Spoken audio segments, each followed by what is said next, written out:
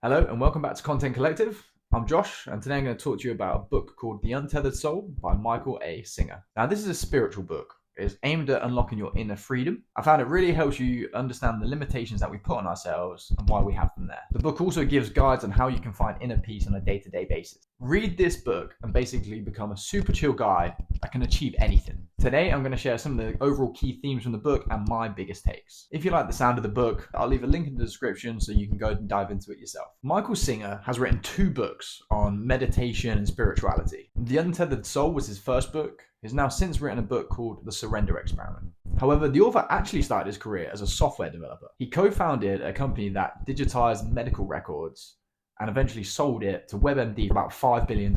If a company I owned signed for about $5 billion, I think I'd have time to write about the meaning of life too. I say this to say that while Singer's writing about fluffier concepts, meditation, mindfulness, the meaning of life, he's someone that's achieved great success in the business world. He isn't just some guru that chucks some words together. Now, I listened to the audiobook version of this, lasted about 6 hours. There are a number of key themes throughout the book. The 2 that I really got from it were, you are not the voice in your head, you are not your thoughts, and we create this world of perception around us, which keeps us safe, but limits us to what we can achieve. The first theme is the concept of the inner observer. You are the inner observer. This is basically saying you are not the voice inside your head. You're the one that is witnessing the voice, the observer. Our mind is constantly thinking. We've always got this sort of stream of consciousness going at all times, constantly overthinking things. Stringer says, that isn't us.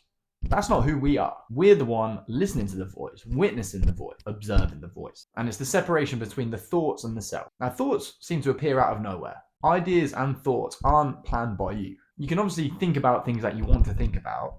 However, our thoughts are always influenced by the outside world, the external world. Our thoughts are programmed by the world. They're shaped by our experiences, media, parents, friends, family, school. We aren't those thoughts. We are the true self that's witnessing it. And that inner voice, it can be loud. It can be mean. It can be quite hurtful. By noticing that you aren't the voice in your head, you're able to distance yourself from it, quieten down that dialogue a bit, and experience calmness and clarity. And by being consciously aware of those thoughts and emotions without being attached to them, Stringer believes this is how we can experience real personal freedom. So don't be trapped by the program within your mind. It's not you, you're the one watching it. The second theme that I wanted to share about the book, my second biggest take, was the idea that we create a world of perception around us, which does keep us safe, but limits us to what we can achieve. Since we're a child, we start to build a mental box around us. Through the experiences that we face, especially the negative and uncomfortable ones, the mind forms protective mechanisms to avoid those scenarios again. Say if you have to speak in a public setting and it just does not go well. It feels absolutely awful. You're embarrassed. You feel like an idiot. Your mind is then looking out for you. It doesn't want you to have to go through that again. So your mind will try to avoid those scenarios wherever it can to protect it from happening again.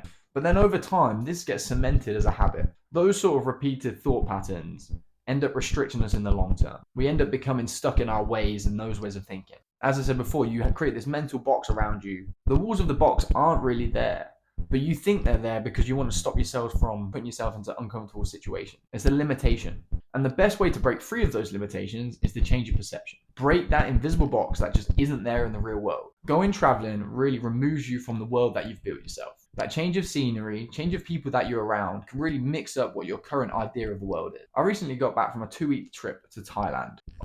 And it was life-changing. Just in those 2 weeks of being completely away from my normal 9 to 5 day in the life of life, meeting all these different people from different cultures, different backgrounds, really changed my perception to what I believe would be possible, or what path I had to go down in life. Especially in the UK, I feel like a lot of people have a predetermined route that they feel like they have to take.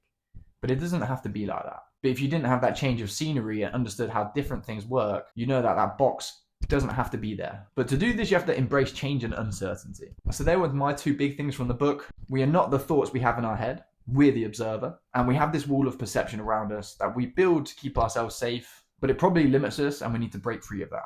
There's so much more depth covered in the book that Stringer goes into so much detail. There's lots of thought experiments that he implements into the book that really highlights his points within the real world. Anyway, those are the big things I got from it. If you like the sound of that, there'll be a link below. And that's it for this episode. I'll catch you on the next one.